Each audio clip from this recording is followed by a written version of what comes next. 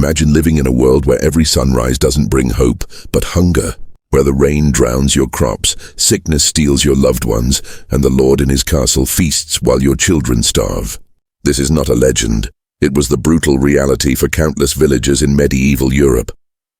Tonight, we step into the life of one such man, Edwin of Brackenford, a father who fought against famine, plague, and the cruelty of power, and paid the ultimate price in his desperate fight to feed his children.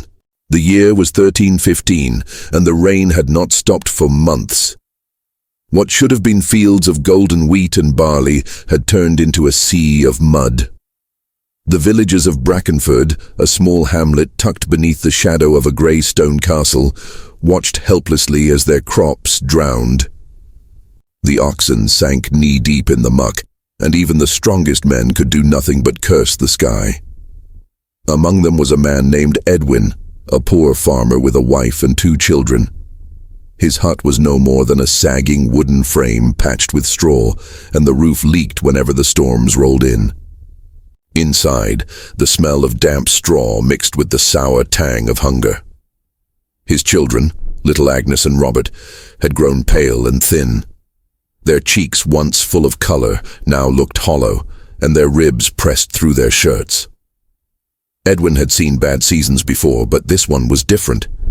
Every passing week, the village bread grew smaller. Where once the baker sold round loaves that could fill a family, now he cut them into thin portions, each no larger than a man's palm. The price had doubled, then tripled, while the villagers' purses grew lighter. The Lord's tax collector came just the same, demanding coin or grain for the castle storehouses. Those who had nothing to give were beaten, their meager belongings seized. At night, Edwin lay awake listening to the sound of his children's weak cries. Hunger had its own voice, a restless groan from the belly that twisted like a knife. He wanted to believe that the rains would soon end, that the soil would dry, and that food would return to the tables of Brackenford. But hope was a fragile thing. He had seen neighbors dig up weeds to boil into thin, bitter soups. Some even whispered of darker things, of families who had not survived the hunger, and of how desperate men did unspeakable acts when starvation gnawed too deep. One morning, Edwin rose before the sun. The village was silent except for the endless patter of rain on roofs. He went out to the field, carrying his rusted spade. His hands trembled from weakness as he dug into the muck, searching for anything edible, roots, bulbs, even worms. He found little. His boots were caked with mud, and his spade grew heavier with each lift. When he returned, his children rushed to him with hollow eyes, but all he carried was a handful of shriveled turnips hardly larger than a thumb. That evening, the villagers gathered near the chapel. The priest stood at the door, his robes damp, his face grave. He spoke of God's will, of sin and punishment, warning that the rains were a test of faith. But for the starving crowd, his words brought little comfort. A murmur spread among them, anger, fear, despair. Some looked up at the castle on the hill, its torches glowing warmly, knowing the Lord's family would not starve. And in that moment, Edwin felt something stir inside him, a mixture of dread and quiet rage. The hunger was no longer just in his stomach, it was in his soul. The summer dragged on, but the rain never stopped. The sky remained a sheet of iron, and the earth beneath Brackenford's feet soured. Rotten grain filled the air with the stink of mildew, and even the animals grew thin. Chickens laid no eggs, cows gave little milk, and the few pigs left squealed with hunger. Edwin tried to keep his family alive on scraps. He watered down the turnips until they were little more than cloudy broth. His wife, Margaret, grew weaker each day, her hands trembling as she stirred the pot over a dwindling pile of firewood. At night, her coughing echoed through the hut, thin and sharp like a knife against bone. The children clung to her skirts, their eyes too tired even for play. But hunger was no longer the only enemy. Whispers had begun to creep through the village, whispers of sickness. It started with old widow Joan, who lived at the edge of Brackenford. One morning, her neighbors found her slumped across her threshold, her skin waxy, her lips dark. They buried her quickly without priest or prayer. Soon after, 2 children from the miller's house grew feverish, their bodies shaking, their skin blotched with sores. By the week's end, they were gone. Fear spread faster than the sickness itself. People crossed themselves in the street, muttering prayers. The priest declared it God's punishment, a plague to test the faithful. He ordered the villagers to fast, to kneel longer at the altar, to confess their sins. But the fasting felt like mockery. No one had food to give up. Edwin saw the fear in his wife's eyes whenever their children coughed. Agnes's cheeks burned with heat some nights, and Robert's thin frame shivered under the ragged blanket. Margaret pressed her lips against their foreheads, whispering desperate prayers, while Edwin sat awake by the fire, staring into the embers. He knew no prayer could fill an empty stomach or cure a plague. By midsummer the graveyard had swollen. The bell tolled so often that its mournful sound became part of the air. Fresh mounds of earth rose behind the chapel marked with crude wooden crosses. Yet the Lord's men still came down from the castle, armored and dry beneath their cloaks, demanding the tithe. Edwin watched as they took sacks of grain from the baker, the last sheep from the shepherd, and the last jar of honey from the beekeeper. When villagers begged for mercy, the men answered with the flat side of their spears. One night a hush fell over the hamlet. A family from the next village had been caught trying to dig at the castle stores. They were dragged to the square, bound in ropes and accused of theft. Edwin and the others were forced to watch as the Lord's men made an example of them. The cries of the children echoed long after the torches were snuffed. When it was over, Edwin carried his own children home in silence. Robert asked if the family had done something wicked. Edwin could not answer. He only tightened his grip on the boy's hand, his jaw clenched, his eyes fixed on the castle above. For the first time, he began to wonder if the true plague did not come from the heavens, but from the hill where the torches never went out. By autumn, Brackenford no longer felt like a village. It felt like a graveyard that still breathed. The chapel bell tolled until the rope frayed, and the sound of shovels scraping earth was heard more often than laughter. The once busy lanes where children had played now lay empty, churned into mud by rain and footsteps of mourners. Edwin's own hut had grown colder. The firewood was almost gone, and damp crept through the walls. Margaret's cough had worsened. At first, Edwin told himself it was only the chill, but deep inside he feared what the villagers whispered about: the sickness of the chest, a curse that had already stolen many mothers from their children. She tried to hide her weakness, still insisting on stirring the thin stew or mending torn clothes.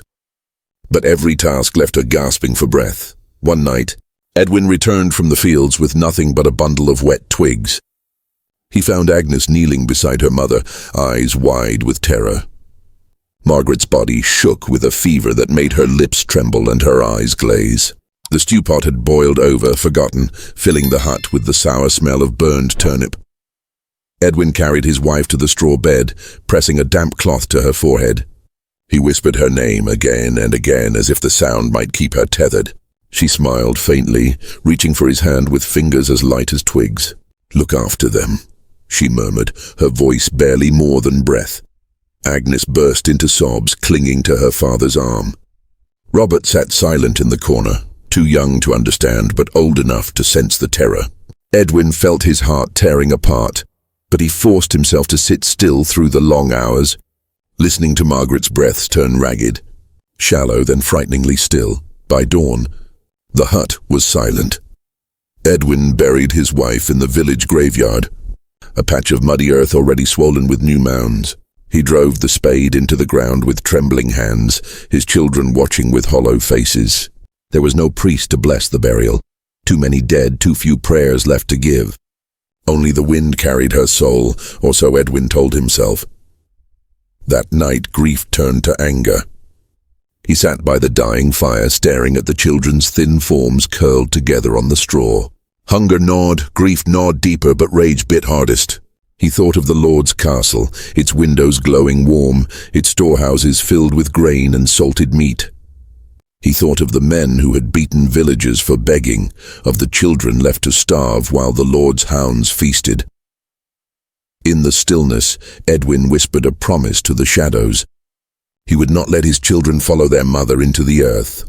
If he had to risk the wrath of the Lord, if he had to steal, fight, or sin, so be it. For the first time in his life, Edwin looked up at the castle not with fear, but with something darker. The weeks after Margaret's death blurred together, a grey fog of hunger and grief. Edwin rose each morning with the same gnawing emptiness in his belly, and each night he lay awake, staring at the rafters, listening to his children's weak breathing. Agnes had grown quieter, her eyes sunken, her hair brittle. Robert's small hands trembled when he tried to lift even a wooden bowl. Their childhood had been stolen, replaced with a hunger that seemed endless. One evening, as the rain lashed the thatched roof, Edwin slipped from the hut. He told the children to sleep, though he doubted they could.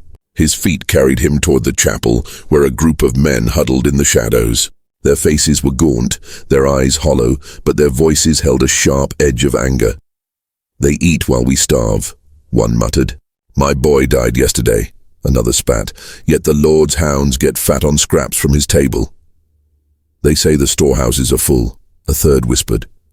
"Grain, salted fish, barrels of ale, enough to feed every family."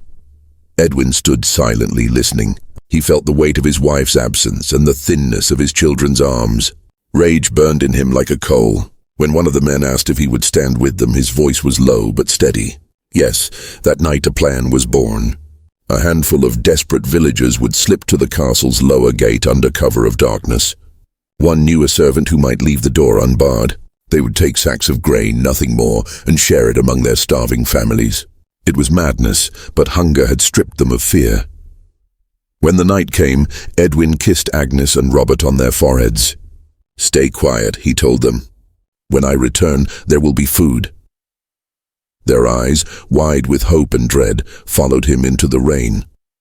The group moved like shadows across the sodden fields, their cloaks heavy with water.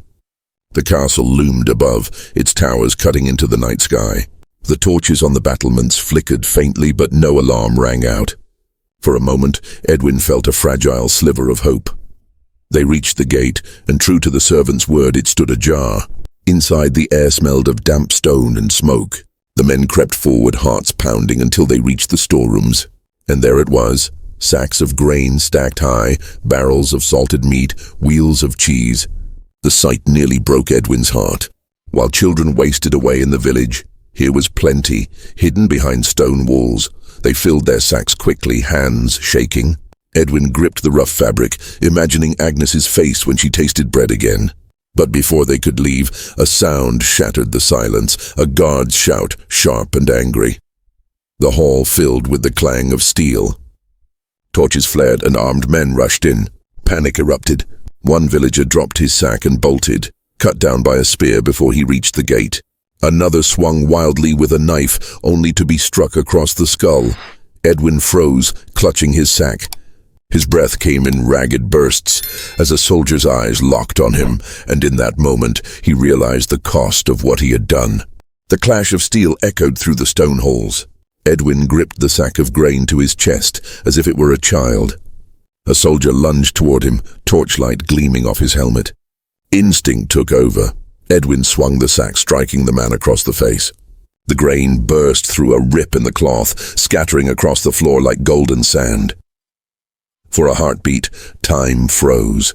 The sight of spilled food drove Edwin mad with despair. He dropped to his knees, trying to claw the grain back into his hands, but rough boots kicked him aside. Another soldier slammed the shaft of a spear into his back, knocking the air from his lungs. The others were dragged away in chains, beaten, bloody.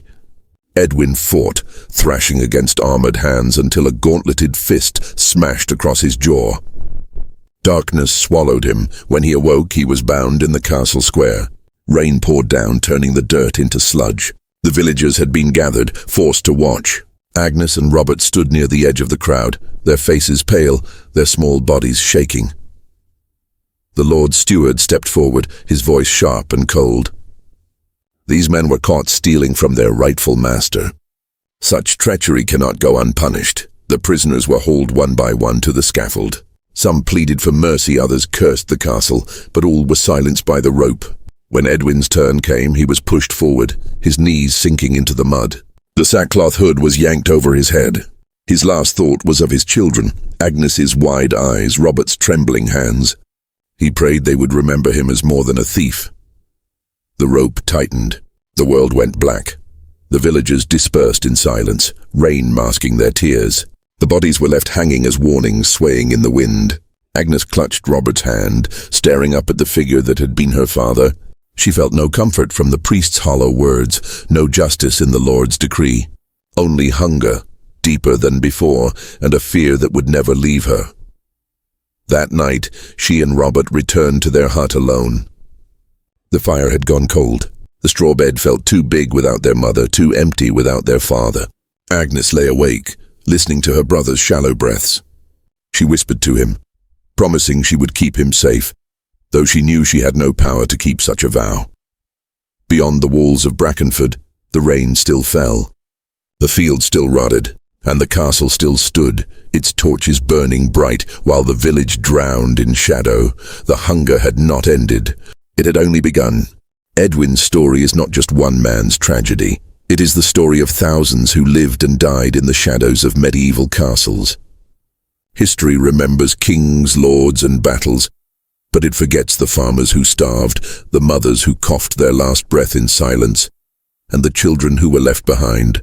The hunger, the plague, the cruelty, they were as real as the stone walls that kept the rich safe and the poor broken.